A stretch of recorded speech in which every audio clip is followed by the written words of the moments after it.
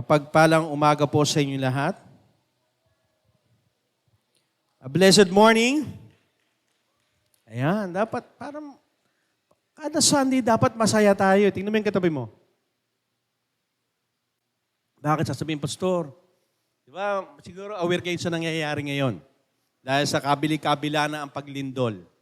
Alam niyo po, kung titignan po natin, sino po yung nakapanood minsan sa news, habang lumilindol, marami nagpe-pray. Di ba? Ano po ibig sabihin nun? Kasi gusto ni Lord, minsan niyayanig tayo para lalo tayong lumapit sa Panginoon.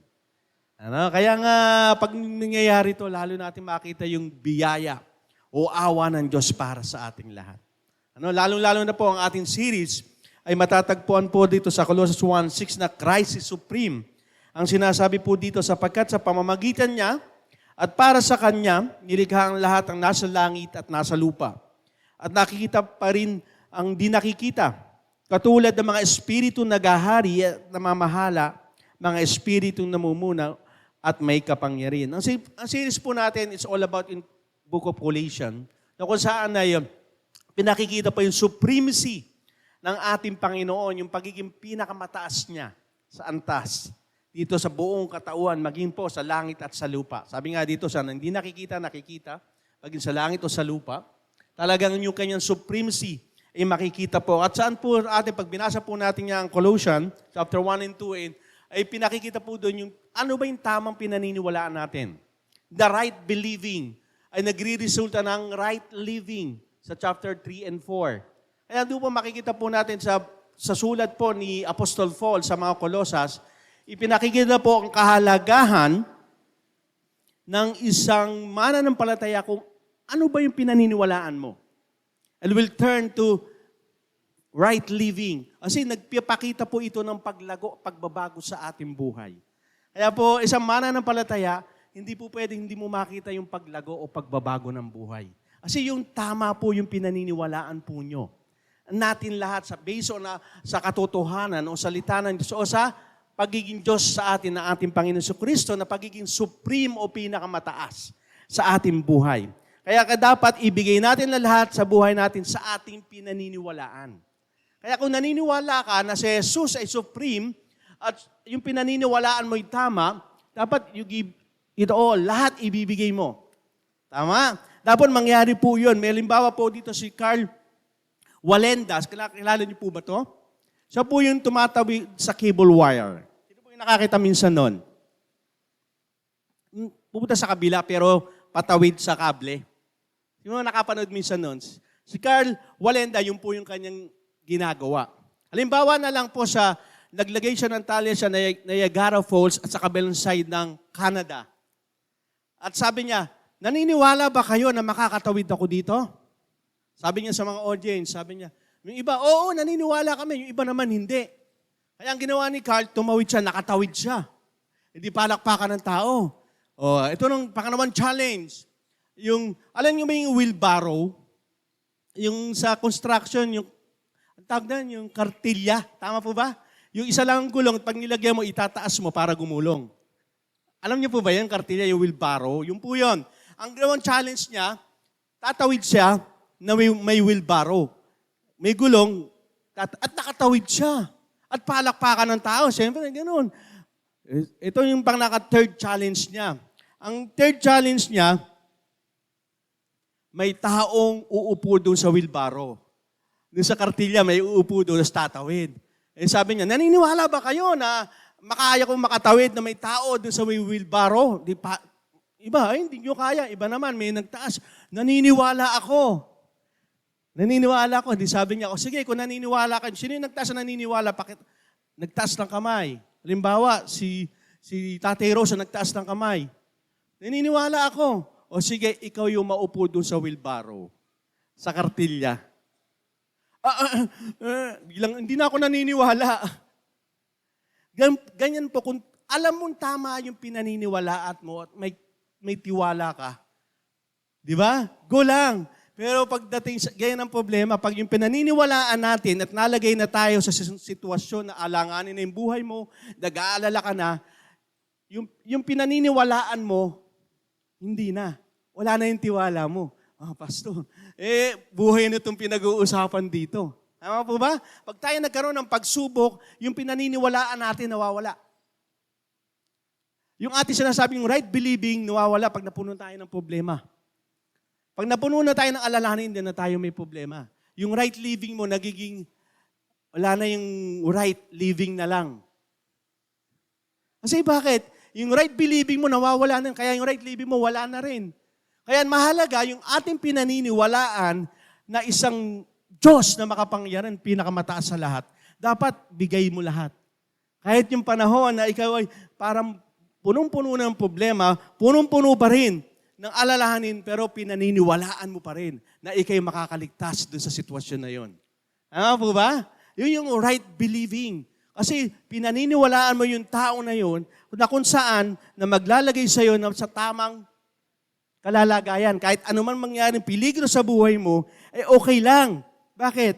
Kasi alam mo yung pinaniniwalaan mo, tama. Hindi katulad ng aking example kanina, hindi po pwede. Kanina tataas-taas ka ng kamay na naniniwala kang pwedeng makatawid yung nakaupo doon sa wheelbarrow. Ngayon, nung ikaw'y pinauupo na, ayaw mo na. Ganon tayo madalas. Pag tayo nasa sitwasyon na ganon, nawawala yung right believing natin. Yung pinaniniwalaan natin parang nabubura unti-unti. Nawawala na ang Diyos. Kaya mahalaga po yun. Kaya kung tunay po tayong Kristiyano, may bunga po yun ng pagbabago. Kaya pag tayo tunay na, ibang Kristiyano, pag nawala na yung ilang months o taon na, kung ikay tunay na Kristiyano ka, babalik ka sa Panginoon. Kasi yun ang pinaniniwalaan mo eh. At bakit? Kasi hindi tatapusin ni Lord yung sinimulan niya sa'yo. Kaya maling-mali po yung sinasabi na, hindi na ako kaya magbago kasi may addict ako sa pag-iinom. Addiction ako sa drugs. Hindi. Kung tunay kang Kristiyano, balik ka lang kay Lord. Bakit? Kasi itatapusin ni Lord yung sinimulan niya sa'yo. Maling-mali yun. Bakit? Ano ba sabi ng Panginoon? If you in Christ, you are a new creation. Bago ka na. The old has gone. Ang problema natin, dinadayo tayo ng ating pinaniniwalaan. Hindi na pwede ikaw magbago. Kasi nga, di ba tumalikod ka na sa Diyos? Kaya nga yung right believing, napakahalaga sa isang tao. Kung alam mo yung pinaniniwalaan mo, sinasabi ng Diyos, ang Biblia, hindi, papagpatawad ang Diyos. Lalapit lang ako sa Kanya, babalik ako sa Panginoon. Hindi, kasi ang dami ko ng kasalanan.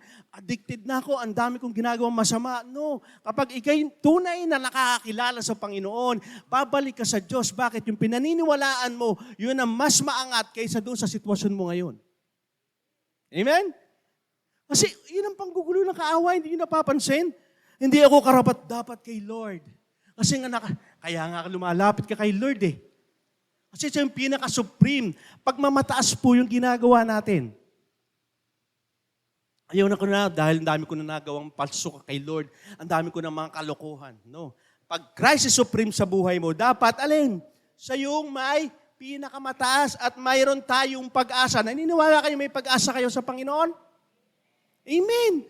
Kaya tayo dito, sabi sa inyo, ang dami mga nangyayaring kaguluhan, pero ang mga Kristiyano, yung mga tunay, na may supremacy si Lord sa buhay nila, kalmante lang eh. Bakit? Kasi hindi naman sa paligid natin ng pag-asa natin na kay Lord eh. Yung sovereignty ni Lord, kaya niya patigilin niya mga earthquake na yan, mga bagyong yan, anumang bagay sa mundo o battle sa mundo mo. Kasi sovereignty siya, God is in control. Kaya pag ang pag-asa mo nasa Kanya, alam mo, tibay ka, may pag-asa ka. Kasi Christ is supreme. Ano? Sabihin mo sa katabi mo, Christ is supreme. Ba't hindi nyo sinasabi? Hindi kayo naniniwala, ano? Sabihin mo, malakas, hindi natutulog yan. Christ is supreme. Kasi yun ang katotohanan. Ano man ang mangyari dito sa mundo, ang Diyos pa rin ang pinakamataas. May authority sa lahat. Kaya yun ang katotohanan. Kailangan magkaroon tayo ng malalim na relasyon sa Diyos. Ano po sabi sa 1:17:3? At ito ang buhay na walang hanggan, na ikaw ay makilala nila na iisang Diyos na tunay at si Jesucristo na iyong sinugo. Alam niyo po ba, ibig sabihin ng walang hanggan? Di ba? Pag tayo namatay, yung makakasama natin ng Panginoon. Kaya ang sabi po dito, buhay na walang hanggan na ikaw ay makilala. Yung makilala po, hindi lamang po sa salita, may Diyos. Kilala po si Jesus ang Diyos, ang Holy Spirit, doon lang. No. Ang sinasabi po sa Bible na makilala, have intimate relationship with the Lord. Para mag-asawa. Di po ba? Pag mag-asawa, walang lihiman. Malalim ang relasyon. Ganon po ang sinasabi ng Panginoon. Kapag po tayo ay may makilala o may intimate relationship tayo sa Panginoon, para natin nararanasan ang buhay na walang hanggan. Bakit? Kasi ang buhay na walang hanggan, pagpunta po natin doon sa kalalagayan ng Panginoon, habang buhay po natin kasama ang Diyos. Kaya nga, intimate relationship with the Lord. Kaya maintindihan po natin, Christianity is all about relationship with the Lord. Naintindihan po natin? Kaya hindi po pwede, matagal na ako. No, ang tanong, may relasyon ka ba talaga sa Diyos? Kasi yung supremacy po, nagpapakita po ito ng pinakamataas siya yung nasusunod sa ating buhay. Kaya po sa Bible, yung napapansin, sino nakapagbabasa sa Bible, yung madalas inuulit ang pangalan. Yung napansin nyo, pag nabasa kayo? Sabi, Lord, Lord. Yung napapansin yan? Ibig sabihin po na pag inuulit ang pangalan, close kayo ng sinasabihan mo. Ayan, katulad, Nelson, Nelson. Yan, close kami. Di ba? Kaya pag binanggit sa Abraham, Abraham, may closeness sila sa tumatawag. Di ba? Moses, Moses. Ibig sabihin, close po kayo. Ano? Kaya kahit ang pangalan may Otto, okay lang. Bakit? Kasi close kayo ng mga nagsasabi sa iyo eh. Di ba? Kapag close ka doon sa umuulit sa iyong pangalan kahit hindi magandang pakinggan, hindi ka magagalit. Bakit? Close kasi kami.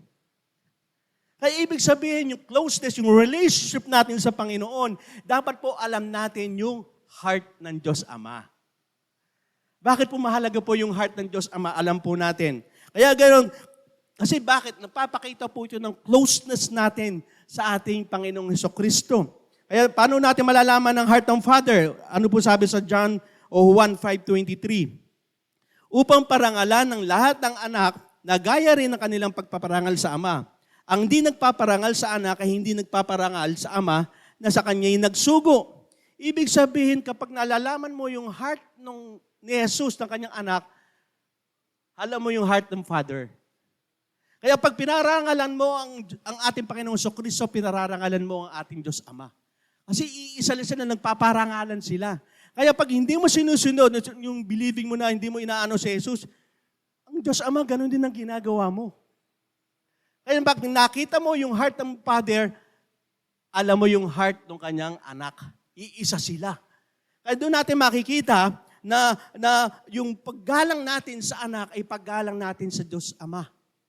Kaya yung kanyang pagiging supremacy, pag ginalang mo siya, ginalang na natin ng Diyos Ama. Ano po ba yung paggalang na word na galang ay isang pagsamba? Honoring God? Pagsamba po yun. Kapag ginagalang po natin ang ating Panginoon, ibang klase yun. Sino po na mahilig dito sa boxing? Kami lang dalawa. Pero paglaban ni Pacquiao, iba hindi nagsisimba. Joke lang. Ano po, di ba pag ikaw ay yung mahilig ka sa boxing, lalo nagbabox ka, di ba minsan may mga gloves ka? Di ba minsan tinatabi mo yung gloves? Di ba? Pero pag binigyan ka ni Manny Pacquiao, sino mo kilala kay Manny Pacquiao? Di ba? Isa siyang swimmer. Tawa kayo, di kilala niyo, boksingero. Isang boksingero, binigyan ka ng gloves, as may pirma ng Manny Pacquiao. Di ba, ibang klase yun. Itatabi mo ba yun sa pangkaraniwan na gloves mo? Hindi, di ba? Itatabi mo. Hindi pwede. Iba to, bakit? Ang nagbigay nito, talagang kilala sa boxing. Makailagay mo pa nga sa kwadro para walang makakuha, di ba? Kasi may paggalang ka doon sa nagbigay sa'yo. Ganon din po sa Panginoon. Kapag po may paggalang tayo sa Panginoon, mas nakahihigitan Diyos sa lahat. Amen? Kasi may paggalang ka Diyos pa yun. Yun, si Manny Pacquiao lang nagbigay sa'yo ng gloves. Grabe na yung di ba? Lalo sa mga Stephen Curry, bigyan ka ng bola may pirma. Baka hindi ka matulog, itabi mo pa sa pagtulog mo pa yun. Kasi nga, may paggalang ka meron kang ino-honor mo yung tao nagbigay. Ang Diyos kaya. Pag tayo ay sumasamba, may paggalang ba tayo sa Kanya? Talaga bang ibinibigay natin ang lahat sa Kanya?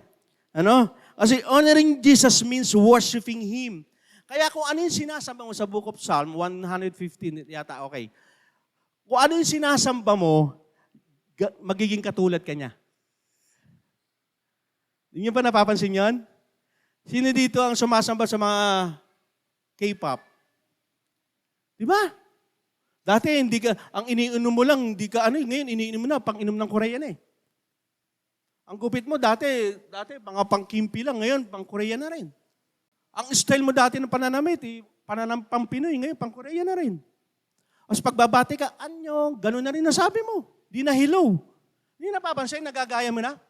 Kasi iniidolo mo eh. So pagkain, dati hindi ka mahilig sa mga maaanghang. Ngayon, may kimchi, kinakain mo na rin. Hindi napapansin. Kasi kung ano yung sinasamba mo, sa yung nagiging ikaw. Kaya kapag si Jesus ang ating sinamba at sinusunod, nagiging katulad natin siya. Ang tanong, paano ba ang pagsamba mo sa Panginoon? Paano binibigyan ng paggalang ang Diyos? Kaya po ang mensahe po natin ngayong umaga, Christ is supreme, worship Him. Si Jesus ang pinakamataas, sambahin mo siya. Okay? Ang ating pong verse makikita sa awit 150, 1-2. Purihin ang Panginoon. Purihin ninyong Diyos sa kanyang templo. Purihin siya sa langit, ang kanyang matibay na tirahan. Purihin siya dahil sa kanyang mga dakilang mga gawa. Purihin siya dahil sa kanyang kapangyarihan, walang kapantay. Yun po ang pagpupuri dahil kung sino siya. Ano po? Kung si Christ ay supreme, ano ang worship? Alam niyo po ba, may pag-aaral po nangyari, mga Christian nagtanong, ano po ang worship sa inyo? Ayan, nagtanong sila. Mga 100. Ang sagot po nila, ang worship sa amin tuwing Sunday pumupunta kami. Ayan. At kami umaawit ng papuri sa Panginoon. Yun ang worship. At madalas po, yun po ang sabi nila. Every Sunday, isang pagpupuri, pagtitipon ng mga mananampalataya at umaawit kami ng awitin para sa Panginoon. Tama, di ba? Sa ako worship. Pero yun nga lang po, isa lang po itong bahagi ng worship. Paano pag hindi na linggo? Di wala na. Ano, tingnan po natin. Kasi kung yan po ang pag-aaral, nagtanong sila na ang worship pala ay madalas na nasabi ng tao every Sunday. Naalala ko sa yung sabi ni Pastor na ang Kristiyano, pag Sunday, naka-on yung kanyang pagiging Kristiyano. Pagdating ng Monday to Saturday, pinapatay. Hindi na Kristiyano. Ibig sabihin yung pag-worship mo ba ay hanggang Sunday na lang? Paano yung Monday to Saturday? Half day pa nga lang tayo, hindi pa tayo whole day ng Sunday. Yun po na, ano? Ano po ba ang ibig sabihin ng worship? Ang worship po daw ay isang nanggaling sa salitang worship. Ibig sabihin, anong kahalagahan ng yung sinasamba? Kaya hindi lang po ito na sumakanta ako, nagbibigay. Ako worship lang po yun. Bahagi po ng pagsamba yun. Every Sunday, bahagi ng pagsamba. Pero pag po tinignan po natin kahulugan ng worship, kahalagahan ng iyong sinasamba. Halimbawa na lang, pag kayo kumakanta ba, binibigay nyo lahat ng halaga ng pagkanta nyo para sa Diyos? Ang saya-saya ng kantahan, pero pag malungkot naman, para ka hindi ka makapalakpak, hindi ka makataas ng kamay. Yun ba ng halaga ng pagsamba mo para sa Diyos pag umaawit ka? Kasi yun po ang sabi po, ang kahulugan ng worship, yung halaga na binibigay mo doon sa sinasamba mo. Yun po natin makikita sa mga pag-aaral, na nag-aaral po dito. Di ba minsan, yung pag-aaral ko para sa magulang ko, wag, para sa Diyos. Kasi bakit? Bakit para sa magulang mo? Bakit hindi ka nag-aaral? Para sa Diyos naman, pero pagdating na exam, nangongopya ka sa katabi mo. Yung mahalaga ng pagsamba mo para sa Diyos, para sa pag-aaral mo? Sa hanap buhay. Yung hanap buhay ko para sa Diyos bilang pagsamba. Pero pag nakatalikod yung boss mo, sasabihin mo, kalbo, panot. Kung ano-ano sinasabi mo. Worth ba yun ang pagsamba mo, ng pagtatrabaho para sa Panginoon? Tingnan natin, di ba? Minsan, ang dami natin ginagawa. This is for the Lord. Ito yung pagsamba ko sa Panginoon. Ang tanong, gaano kahalaga yung binibigay mong value na pagsamba mo para sa Diyos? Di po ba? Kung siya yung pinaka-Christ is supreme, yung pagsamba mo hindi basta-basta. Hindi lang basta-basta na, "Oh Lord, I worship you, Lord." Walang ganon. Kundi gaano kahalaga yung pagsambang ibinibigay mo para sa Diyos. Kaya ang pagsamba ay pagpapasakop ng ating lahat na kalikasan para sa Diyos. Everything para sa iyo, Panginoon.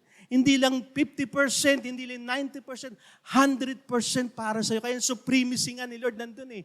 Yung pinakamataas. Ang ating pagsamba ay pagbibigay ng lahat sa atin para sa Diyos. Naibigay na ba natin lahat? Pag-awit pa nga lang eh. Hiyang-hiya tayo eh. Pagsamba, pag gusto lang natin every Sunday, pag gusto kong mag-church, okay lang. Yun ba yung halaga ng pagsamba natin sa Diyos? Yun ba yung halaga na kung saan makikita natin na talagang give it all para kay Lord, para sa iyo, Panginoon. Bakit natin kailangan sambahin ng Panginoon? Si Jesus ay aking sasambahin dahil siya ay makapangyarihan. Dito sa atin, kung sino yung makapangyarihan, di ba? Grabe tayo. Lalong-lalo na pag ikay kontraktor. Ano? Halos sambahin ka na eh. Makapangyarihan ka na, nakaupo ka na, may pera ka pa. Iba si Lord.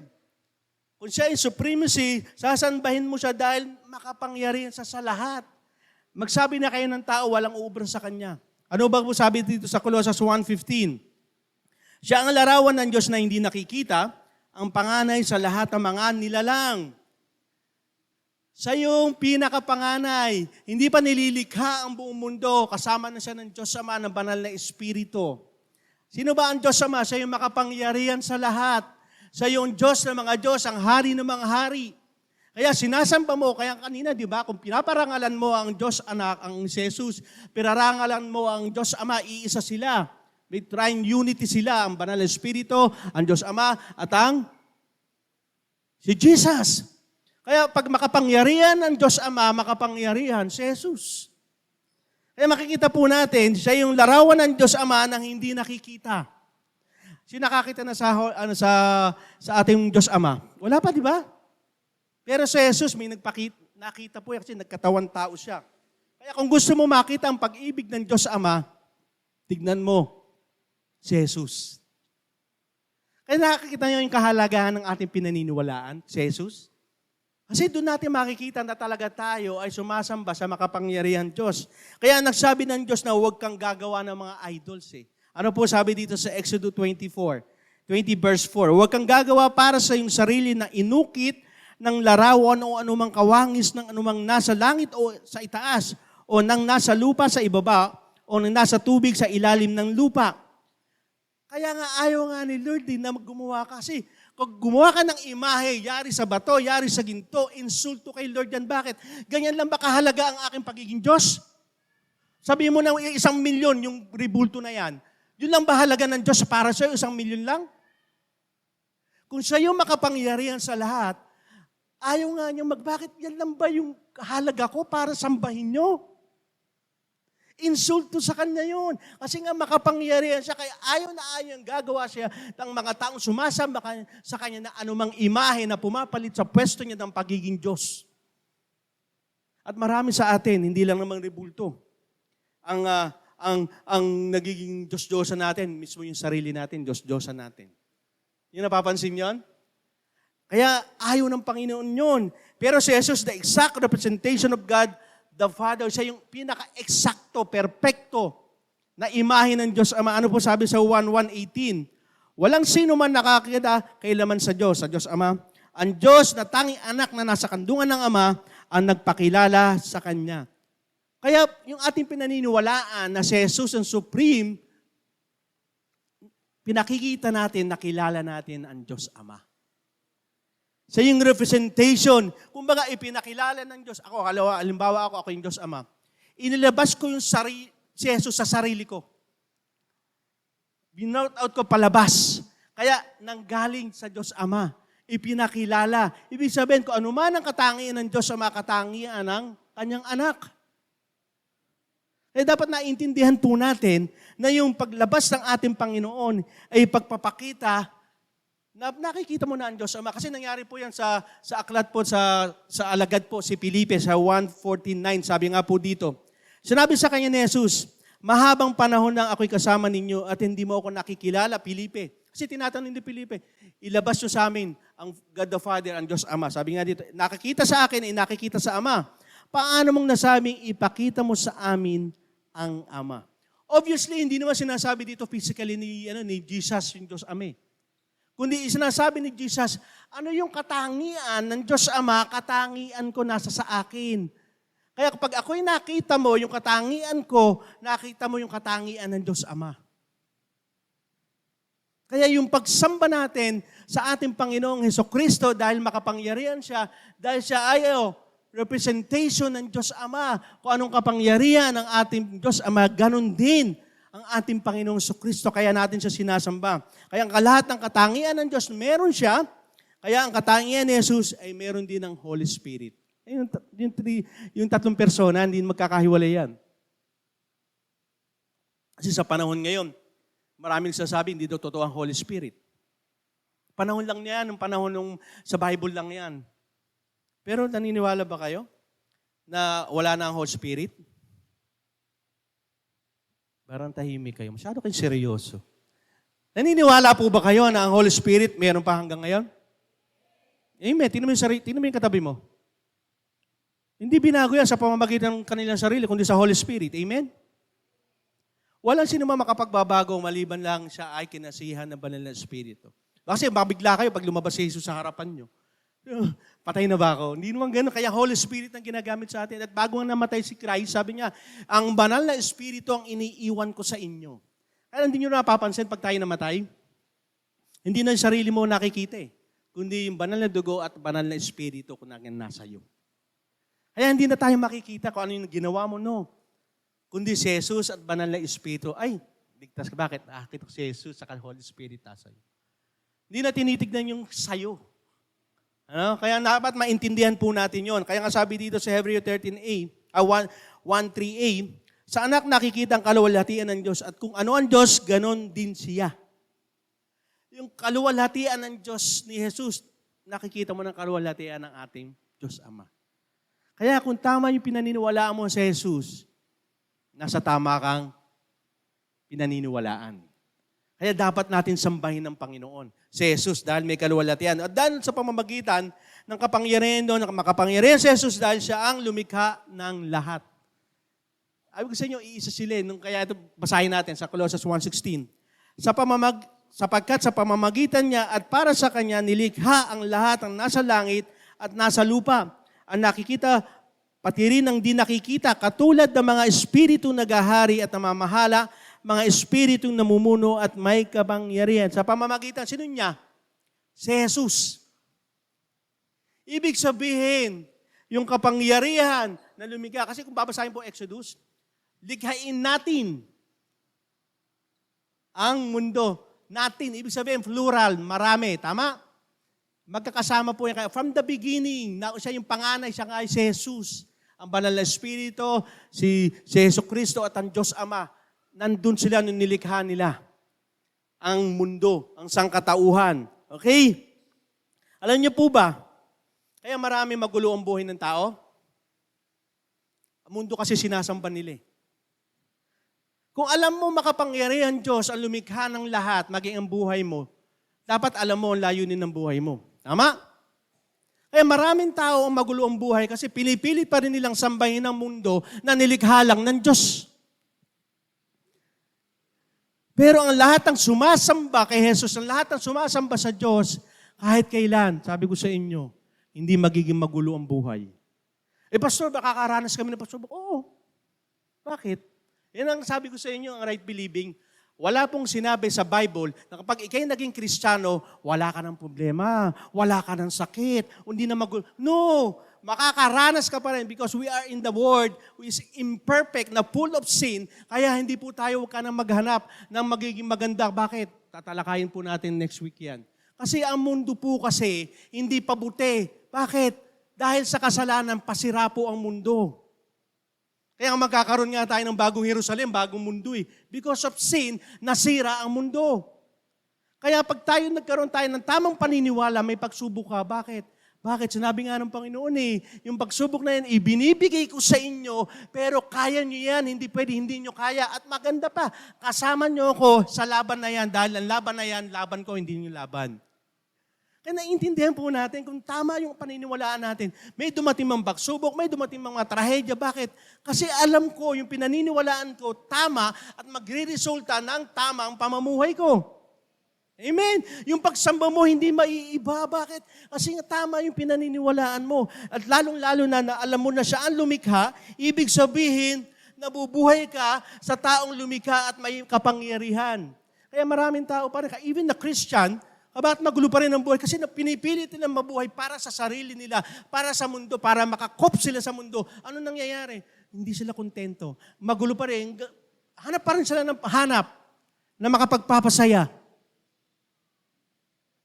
Pero bakit kulang pa rin? Kasi nga yung pinakamahalaga na kailangan ng tao, ayaw mong kunin. Ayaw mong sambahin na mas makapangyarihan pa sa lahat. Kaya nabubuhay tayo. Ito naman sabi sa Genesis 1:26, 8, 27, and 28a, sabi po dito, sinabi ng Diyos, lalangin natin ang tao sa ating larawan ayon sa ating wangis. Paano kinrate ang mga tao? Saan? Sa wangis ng Diyos, hindi sa wangis ng mundo. Liwanag po, di ba? Kini-clear out lang natin para po tayo magkaroon tayo ng tamang paniniwala. Ano po sabi pa? Kaya't nilalang ng Diyos ang tao ayon sa kanyang sariling larawan. Wow, grabe, ano? Sariling larawan ng Diyos tayo nilalang. Ayon sa larawan ng Diyos, siya'y nilalang. Sila'y kanyang nilalang na lalaki at babae. Liwanag, lalaki at babae. Sila'y binasbasan ng Diyos at sa kanilang sinabi ng Diyos, kayo'y magkaroon ng mga anak at magpakarami, punuin ninyo ang lupa, subuhin ninyo ito.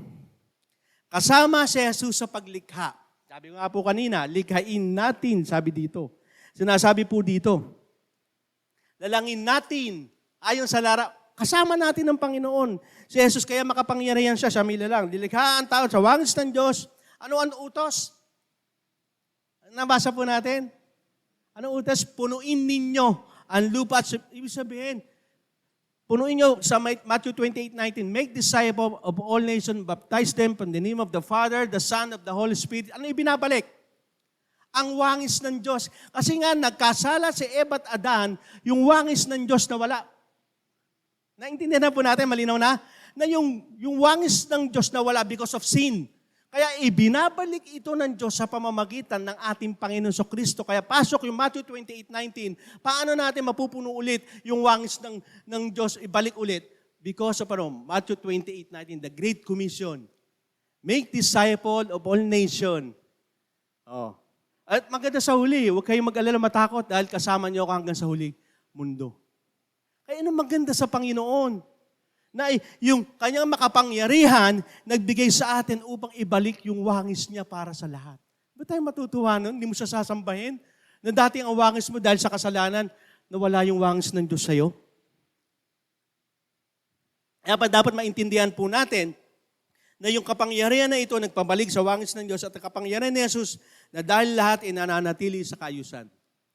Hindi napapansin? Nung nilikha po ang sanlibutan, nasa kaayusan po ang lahat. Ang sabi po sa Colossus 1:17, bago pa man likhain na anumang bagay, naroon na si Kristo at sa pamamagitan niya ang lahat ay nananatiling nasa kaayusan. Ano ba yung kaayusan na to? Kaya nga nilikha niya di ba, ng Diyos, ang mundo, ano sabi niya? Hindi naman niya sinabing, ay, ang pangit na nilikha ko. No. Di ba? Walang sinabing gano'n ng Diyos. Ano sabi niya? Ang ganda ng aking pagkakalika. Ibig sabihin, in order sa lahat. Alam niyo po ba yung oxygen level natin? 21% lang. Kapag yan ay bumaba, mamamatay. Marami mamamatay. Pag tumaas naman dito sa 21, marami mamamatay. Bakit nami-maintain ng 21? Dahil sa kapangyarihan ng Diyos, may kaayusan. Hindi ba napapansin yon? Alam niyo po yung atmospheric transparency na mayroong corbing ang mundo na tinatawag na wala na sol. Alam niyo yung nawawala na ngayon dahil sa pollution, yung radiation, di ba? Hindi nga alam, may cover yon. Kaya ngayon sobrang init kasi nga numinipis na. Yan po ay nilagay ng Diyos para hindi po tayo masunog. Pag yun po ang nawala, sunog tayong lahat. Mamamatay tayong lahat. nasa kaayusan. Alam niyo din po ba yung moon to earth gravitational interaction? Sino nakapanood na yung Evan Almighty? Bruce Almighty, yung ginawa ni Bruce Almighty, hinilan niya yung moon. Ano lang to, fiction lang sa pelikula. Hinilan niya yung moon na ganun. Pag hila niya, tumaas, nagkaroon ng tidal wave. Totoo po yun. Yung distance ng moon to earth, kailangan precise, dapat tamang-tama lang. Kasi pag dumikit po yan, magkakaroon ng tidal wave. Hindi napapasan, may kaayusan. Hindi sinasabi ng science na pag nagkauntog ang positive and negative molecules, sumabog at lumabas na yan. Nagkaroon ng... Hindi po totoo yan. Dahil po sa karunungan at talino ng Panginoon, nagkaroon ng kaayusan ang mundo. Hindi po kayang gawin ng tao po yan. Yung gravity, kapag na-alter po yan, wala tayo. Di ba napapansin dito sa atin? Pag tinignan mo ang mundo, bilog, di ba? Ba't wala nahuhulog? Bakit, di ba? Bakit yung tubig tsaka yung lupa hindi sumasaya sa buong lupa? Sabi kasi ng Diyos, ikaw tubig, hanggang ka lang, may hangganan ka. May kaayusan. Kaya siya makapangyarihan dahil inayos niya ang lahat. Kaya ang tao kapag wala ang Diyos, hindi maayos ang buhay. Amen? Yun ang totoo. Kaya nga gusto ni Jesus magkaroon tayo ng relasyon sa Kanya, intimate relationship, upang anumang problema hindi maayos maaayos. Bakit? Kasi yung siya ang Diyos, nagkaroon ng kaayusan lalo-lalo ang buhay natin. Naniniwala kayong kayang ayusin ni Lord ang buhay natin? Amen! Sabi mo sa katabi mo, nandiyan ba si Jesus sa buhay mo? Siya ba yung pinakamataas? Kasi, tanong ko kayo, sino dito gusto magulo buhay? Magtaas ka, Pastor, gusto ko magulo buhay ko, gusto ko wasak ang buhay ko, loser. May gusto magtaas ng kamay? Di ba wala? Gusto nga natin magkaroon ng kaayusan, full of harmony ng pag-ibig ng Diyos. Pag-ibig sa isang pamilya, nagkakaayos. Bakit? Kasi yun ang disenyo ni Lord. Yung wangis ng Panginoon ay makita sa atin. Kaso nga nagiging problema, wala si Jesus na nagbibigay ng kaayusan sa ating lahat. Amen? Kaya si Jesus ay makapangyarihan, kaya ang lahat ay nananatiling nasa kaayusan dahil ito nga, mahal tayo ng Diyos. Kaya kinirate nga yung mundo, lahat ng kailangan. Ano sabi? Kinirate ko muna yung mga pangangailangan ng tao. Hindi inuna yung tao. Kundi yung pangangailangan. Saka, minsan isipin nyo, kung di nagkasala si Eva at Adan, wala magtatrabaho, wala mahihirapan. Kasi binibreak na ni Lord eh. And because of sin, dyan na tayo nagka-problema. Kaya nagkaroon ng curse. Kaya pag-uusapan, huwag po kayong mawawala next week. Kasi about yung pag-uusapan natin, about sa ganyan. Kaya hindi napansin bakit may mga peste. Di ba? May mga hayop na nakakaano sa buhay ng tao. Dati hindi ganyan. Because of sin. Kaya nga napakaganda na yung ating sambahin natin ang ating Panginoon dahil siya ay makapangyarihan. Pangalawa, si Jesus ay aking sasambahin dahil siya ay liwanag. Ano po sabi sa Colossus 1:13? Niligtas siya tayo mula sa kapangyarihan ng kadiliman at inilipat tayo sa kaharian ng minamahal niyang anak. Tayo ay nasa kapangyarihan ng kasalanan. Wala pong sino man. Walang sino man ang umabot sa kaluwalhatian ng Diyos. Lahat ay nagkasala. Pero dahil tayo'y mahal ng Diyos, dahil siya ay makapangyarihan siya, na kaya niyang kunin ng isang tao mula sa kadiliman, mula sa gapos ng mga kasalanan, ng mga addiction, kaya niyang kunin patungo sa kaharian ng Diyos because of His power. Yung kapangyarihan niya, kaya niyang gawin yun. At walang sino man tao ang pwede makagawa nun. Kaya miski ako, huwag niyo ako sasambahin. Bakit? Ang Diyos lamang ang pwedeng gumawa. Siya lang ang dapat natin sambahin. Ang liwanag. Ano po sinasabi sa liwanag na yun? Ang liwanag na yun ay makapangyarihan. Bakit? Sabi sa John 8:12, muli nagsalita si Jesus sa mga tao, ako ang ilaw ng mundo. Ang sinumang sumusunod sa akin ay hindi na namumuhay sa kadiliman dahil nasa kanya na ang ilaw na gumagabay patungo sa buhay. Isipin natin ang ating buhay na madilim. Lahat tayo siguro nakaranas ng madilim ang naging buhay natin. Tama? Pag ikaw ay nasa kadiliman, yung unang-una, walang buhay. Kaya nga sabi nga dito, di ba sabi, gumagabay patungo sa buhay.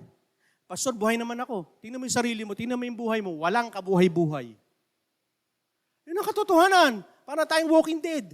Yung zombie, buhay ka nga, pero spiritual, patay ka. Kapag ikaw'y nasa diliman, walang buhay, walang kabuhay-buhay. Tingnan mo yung katabi mo. May buhay ba? Hindi, natutulog lang yan. Pero buhay yan. Ano? May direksyon. Kasi pag ikaw'y madilim, mahirap maghanap eh.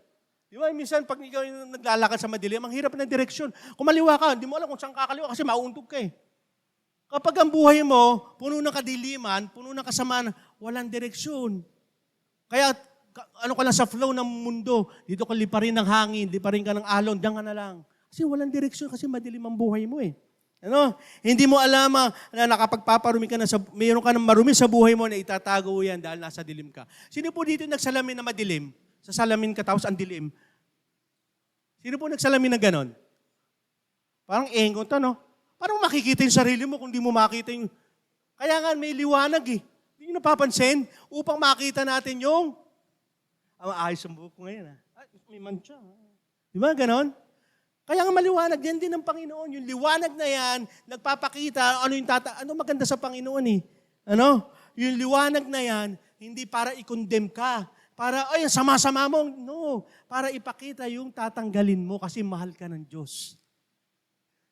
Kaya minsan gumagamit ang Diyos ng tao, brother, ano ka? Bakit? Thank you, bakit? Kasi ginagamit yun upang makita mo yung minsan na kailangan tanggalin sa atin. Kasi bakit? Yung liwanag na yan ay naglalantad ng kasamaan. Kaya bago ko simulan to, alam niyo pag nasa dilim kayo, hindi napapansin na napupuno kayo ng takot. Alam niyo po kung bakit ako nagiinom dati? Gusto ko, lasing na lasing ako. Bakit? Ano po yung takot ko? Para kinabukasan kung mamatay ako, okay lang, nalasing na ako, hindi ko alam. Yung katotohanan. Sino po dito yung takot mamatay? Sino dito ang hindi takot mamatay? Kasi yan nga unang-unang tinanggal sa atin, takot sa kamatayan eh.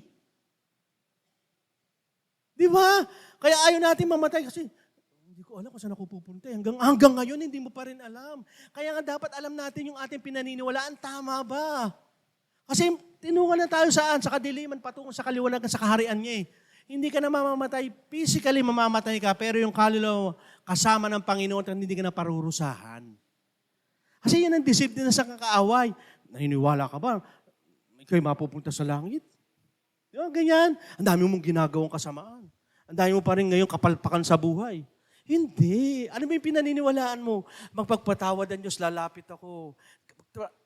Babalik lang ako sa Panginoon para matapos yung kanyang layunin sa buhay ko. Nakita niyo?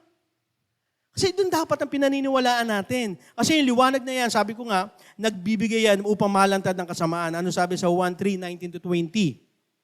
At ito ang kahutulan, na naparito ang ilaw sa sanlibutan at inibig pa ng mga tao ang kadiliman kaysa sa ilaw sapagkat ang kanilang mga gawa ay masasama. Anong ibig sabihin? Kapag iniibig mo ang mundo, anong iniibig natin? Kasalanan. Kaya ano mo sa mga lalaki, hindi mo napapansin, mga tatay, ayaw na magpunta ng church. Bakit? Kasi pastor, titigil ko na yung pagsasabong. Ititigil ko na kasi yung pag-iinom ko. Ititigil ko na yung pagsusugal ko. Ititigil ko na yung pagiging addict ko. Ititigil ko na yung mga... Di ba ganon? Kasi inahayag nyo talaga yung kasamaan. Pero ang maganda, ito sabi nga, sapagkat ang bawat siya'y gumagawa ng masasama ay napuput sa ilaw at hindi lumalapit sa ilaw upang ang kanyang magagawa ay hindi malantad. Kaya kung gusto mong mawala, anumang kasamaan sa buhay mo, lumapit ka sa ilaw. Amen? Ang problema nga lang natin, even we are Christian, ayaw natin, walang problema ako. No, kaya nga tayo lumalapit sa Diyos. Ang dami mga alibay na mga pinalalapit natin sa Diyos. Oh, church tayo. Hindi, may panahon ako para tayo dyan. At ito pa pinakamabigat na alibay nila. Lalapit na lang ako kapag mabait na ako. Bakit? Kaya nga lumalapit tayo dahil may problema tayo, may kailangan linisin. Tama? At walang perfectong tao. Kaya tayo lumalapit sa ilaw dahil may problema tayo, may kasalanan tayo. Ang maganda nga lang sa Panginoon, hindi kanya i-judge. Kundi yung pag-ibig niya nandoon. Kasi nga, mahal tayo ng Panginoon. Kung tunay tayong Kristiyano, magpapabago tayo. Kapag may sabi ng ibang tao, bago lang. Kasi si Lord yun eh. Huwag tayong pa-epekto, lalo ng mga kapitbahay natin. Akala ko ba naman, Kristiyano ka, ba't ganyan ka? Lalo sa mga mahal natin sa buhay, no, balik ka lang sa Panginoon. Kasi kung nilalantad ang Diyos, magpasalamat ka. Sino mga anak dito? Pakitaas ang kamay. Mga estudyante, iano ko na. Di ba, irita kayo pag sinasabihan kayo ng magulang? Ay, di ba, ganyan? Nanay ko, masyadong May kwento dyan, alam niyo yung kwento, maiksi lang naman. May isang anak, laging tinuturuan ng tatay, maging malinis ka anak, dapat maging ka. Ang daming pagtuturo ng tatay. Lumaki na yung, yung anak niya. Sabi niya, buti na lang, magtatrabaho na ako at medyo maaano na ako sa tatay ko. Papasok ng trabaho siya, pumunta sa opisina. Nakita niyo yung opisina magulo. Yung mga magazine, yung upuan, inayos niya. Naupo siya. Talaga niya. As pagpasok niya doon sa room, hinihintay niya yung mag-i-interview. Ganun din. Magulo din yung room. Hindi inayos niya lahat. At nung pagpasok ng mag-i-interview, ang sabi ng mag-i-interview, pasado ka na. Ha? Bakit po? Wala naman, hindi niyo pa ako kinakausap pa. Hindi niyo man ako in-interview. Bakit? Kasi mula pa lang doon sa hallway, nakita ko na yung pagiging masinop mo. Ilinis mo talaga. At pagdating mo niya, nakita mo rin na hindi maayos nilinis mo. Kasi po yung tatay niya, ganun sa kanya. Anak, maging malinis ka dyan sa kwarto mo. Sa lahat ng bagay, dapat maging maayos ka. Nadala niya yun Dahil mula bata hanggang paglaki. Ano nangyari? Sabi niya, tanggap ka na. Magkanong sweldo gusto mo? Yun lang po, oo. Kasi yan po kailangan sa kumpanya namin. May malasakit sa kumpanya. Mga kabataan, akala natin yung mga binibigay ng magulang ay hindi para sa'yo. Sa ngayon, hindi mo pa na iniindat, hindi pa yan. No, darating ang panahon, lahat ang binigay ng magulang mo. Lalong-lalo na ito'y galing sa salita ng Diyos, hindi ka magsisisi. Kaya, tanggapin po natin yung pagbabagong ginagawa sa atin ng Diyos. Lalong-lalo na sa ating mga magulang. Kasi ito po ang magbibigay sa atin ng pagbabago. Ano po sabi sa John 3:21? Subalit ang gumagawa ng katotohanan ay lumalapit sa ilaw upang malinaw na mahayag na ang kanyang mga gawa ay naaayon sa Diyos. Kaya kapag tayo maliwanag, pag ikikristyano nasa liwanag, kasi yung kilos mo nasa liwanag.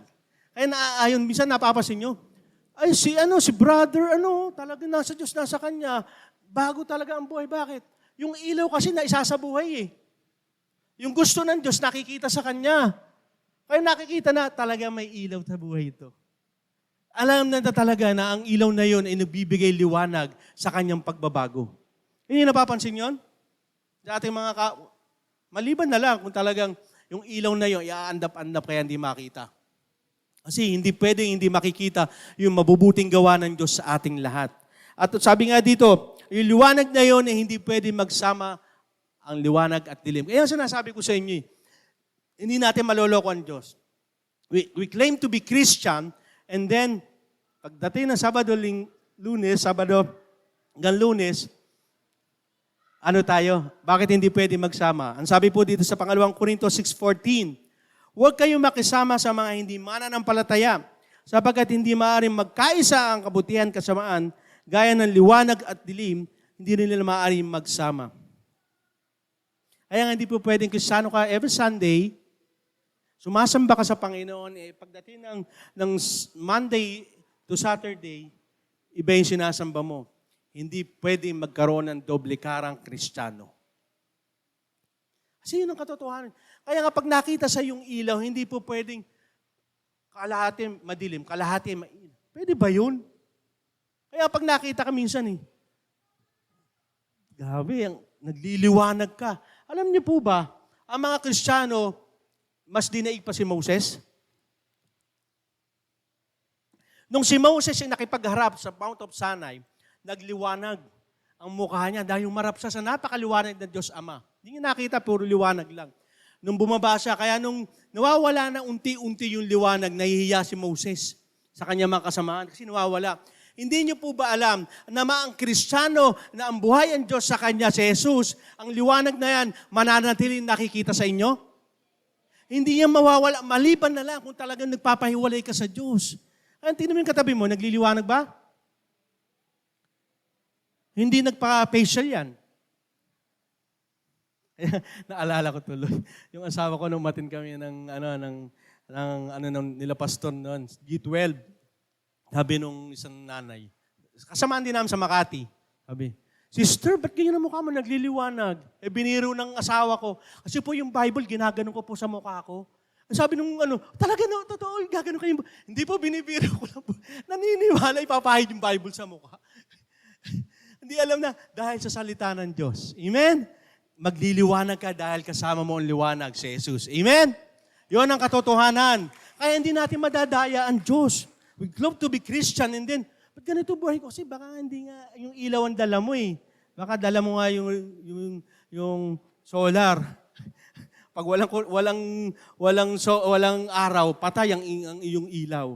Kay Lord, walang solar. Gabi at umaga, magpasawala hanggan, maliwanag ka dahil sa ating Panginoon. Amen? Kaya pag tayo ay Kristiyano, unang-una, maingat tayo. Kasi may liwanag ka nga eh. Alam niyo po, maging maingat tayo sa mga pinakakasalamuhan natin. Ano po sabi ito? May babala po. Sa pangalawang Korinto 11:14. At hindi nakapagtataka sapagkat maging si Satanas man ay nagpapanggap na anghel ng liwanag. Grabe, no? Even si Satan daw ay nagpapanggap ng anghel ng liwanag. Tignan mo yung katabi mo. Nagpapanggap ba? Hindi, no? Kasi yung liwanag na yan galing sa Panginoon. Kaya wag po kayong magtataka na ngayon, lalo sa manghuling araw. Marami mong magsusulputan na ako ang Kristo, ako po'y mananampalataya, makikita po yan kung yung ilaw na yan ay base doon sa pananampalataya, doon sa katotohanan, doon yung makikita. Kaya nga gusto ko po kayo lagi magbasa ng salita ng Diyos eh. Bakit? Kasi yung liwanag na yan, pipiliin mo yung gumawa ng tama. Halimbawa na lang, mga kabataan, sabi ni Lord, huwag kang makisalamuha sa mga may mga bisyo kasi hindi kasi matagal ko ng barkada to eh. Ano ba ang sinasabi ng katotohanan? Yun ang sundin mo. Kaya yung ilaw na yan, nagsisilbi sa ating gabay upang piliin kung ano yung nakalulugod sa Diyos, hindi nakalulugod sa iyo. Sasabihin ko po sa inyo, ako po, panahon po ako ng kabataan pa lang, marami na akong barkada. Kaya pag ako dumadaan, maraming lumasang sa akin, "Uy, pare, hindi ko naman kilala." Tinatawan ko na lang. Sige, pare. Yung pala, sabihin sa akin, anak ko, "Daddy, kilala mo yan?" "Hindi." "Ba't tinawag ka?" "Hindi ko alam, baka nakainuman ko dati." Di ba yung mga ganon? Hindi naman ako isnabero sa TV. No? Basta sabihin natin mo, babatiin kita. Kasi nga, minsan kailangan natin panindigan ang ating pananampalataya against our own. Kasi minsan, hindi, kabarkada ko. Ano ba sinasabi ng katotohanan? Kailangan maging malinaw sa atin yung mga bagay na yun. Kung talagang ilaw sa iyo si Jesus, yung ilaw na piliin kung ano ang gusto ng Diyos, yun ang pipiliin mo. Okay? Ang liwanag ay nagpapatawad ng ating mga kasalanan. Ito maganda. Sabi ko sa inyo, ang liwanag na yan hindi nagko-condemn upang ang sama-sama mo, hindi. Upang ipakita yung kapatawaran ng Diyos. Anong sabi dito sa Colossians 1:14? At sa pamamagitan ng kanyang anak, tinubos niya tayo na ibig sabihin ay pinatawad na ang ating kasalanan. Liwanag na nag-aalis na pinakakailangan ng tao. Forgiveness. Yan ang number one great need ng tao, kapatawaran. At ibinigay ng Diyos yan ng liwanag ang ating Panginoon Kristo. At sambahin mo siya dahil saan? Mapagpatawad sa Diyos. Sabi ko sa inyo, yung pandidisip ng kaaway, anumang kasalanan, wala pong sinabi na sa Bible na ang kasalanan ng pagpatay lamang, ang kasalanan ng pangangalunya lamang ang pinatawad. No. Kahit pinakamaliit na kasalanan, pinakamalaking kasalanan, kayang patawarin ng kapangyarihan, ng dugo ng ating Panginoong Hesukristo. Kaya huwag kayong palilin lang sa kaaway. Kasi hindi na ako makabalik. Kasi adik ako eh. Kasi ang dami kong ginawa. No. Kayang patawarin ng Diyos yan kung magpapakumbaba ka sa harapan ng Diyos. Hindi ang Diyos ay para i-condemn ka, kundi para patawarin ka. Iliwanag na yan, magpapakita sa iyo na yung ginagawa mo ay masama at magpapakumbaba ka sa harapan ng Diyos. Lord, wala akong kailangan kundi ikaw kasi makasalanan ako. Yun ang gusto ng Diyos. Yung mapagpakumbabang puso na ang Diyos lamang ang hinahanap upang patawarin. Hindi nagmamalaki. Parang si David. Diyos, Panginoon, ako ang nagkarasala sa inyo. Hindi na nagtuturo ng ibang tao. Kasi yung asawa ko kasi, ganyan talaga kaya ako walang ganun. Kundi ikaw nagkasala, harap ka sa Panginoon. Ano sabi dito sa Roma 8:1? Kaya ngayon, hindi na hahatulan ng kaparusahan ang na kay Kristo. Sino daw ang mga hindi hahatulan? Yung mga na kay Kristo lamang. Yung si Christ is supreme. Yung binibigyan ng pagsambang tunay ang ating Panginoon. Yung naang hindi nahatulan. Hindi lahat po ng tao. Kaya nga, napakagandang ibigay natin yung pagsamba sa Panginoon. Bakit? Hindi na ako hahatulan ng kamatayan dahil sa aking Panginoong Kristo. Kaya sa huli na po, sa Roma 12:1. Kaya mga kapatid, nakikiusap ako sa inyo, alang-alang sa maraming pagkakataon, kinawaan tayo ng Diyos na inaalay sa Kanya ang inyong mga sarili bilang mga handog na buhay, banal at kalugod-lugod sa Kanya. Ito ang tunay na pagsamba sa Kanya. Yung bang pagsamba mo ay worth it? Pag sinabi ng Panginoon sa iyo, ay ito talagang yung pagsamba niya, may halaga talaga. May kabanalan ba talaga? Buhay ba talaga na yung buhay na patotoo ka talaga? Yung bang pagsamba mo kalugod-lugod sa harapan ng Diyos? Kasi pwede natin gawin yun. Kasi ang demonyo, sumasamba nga din sa Kanya. Mananampalataya, ano hinihingi sa atin ng Diyos na bilang mga mananampalataya? Iibigay natin ang lahat bilang pagsamba sa Diyos. Tatanungin ko po kayo. Huwag nilang sagutin, ha? Yung bang pagsamba mo sa Diyos, worth it ba? May halaga ba? Tatanungin natin sarili natin. Yung bang pagsamba natin sa Diyos, worth it talaga sa sinasamba mong Diyos? O baka hape-hopyaw lang, Lord, ito sa'yo. Ibigay natin ang lahat para sa Kanya. Kasi ang lahat-lahat para sa atin ay para sa Kanya. Amen? Tayo pong lahat ay manalangin. Ang maraming Diyos na makapangyarihan sa lahat, kami po'y narito, Lord. Lord, hindi po namin maikakailan na deceive kami ng kaaway. Kasinungalingan. Kaya napakahalaga po ng salita mo. Yung aming pinaniniwalaan, naaangkop pa sa salita mo, sa katotohanan. Upang kami, Lord, ay magkaroon talaga ng tunay at mabuting pamumuhay, Panginoon. Matuwid. Hindi dahil sa magaling kami, hindi dahil matalino kami, hindi dahil kami maraming pera. Wala lahat ng iyan, Panginoon. Sapagkat ang biyaya ng kaligtasan ay mula sa aming Panginoon Kristo. Hindi sa mabubuting gawa. Lord, narito kami, Panginoon. Usapin niyo po kami. Nakapikit po kami, Panginoon, bilang pagpapakumbaba na kayo ko. Lord, walang maililihim sa inyo. Lahat hayag. Ano man ang tinago naman sa dilim, iyahayag mo sa liwanag. At ang liwanag na yan, Panginoon, na nagpakita na kami marumi. Na kailangan ng paglilinis. Na ang kapangyarihan mong yan ang kayang maglinis sa aming mga kasalanan. Lord, narito po kami. Nagpapakumbaba sa inyo, Panginoon. Inaamin namin, Panginoon, na kami makasalanan.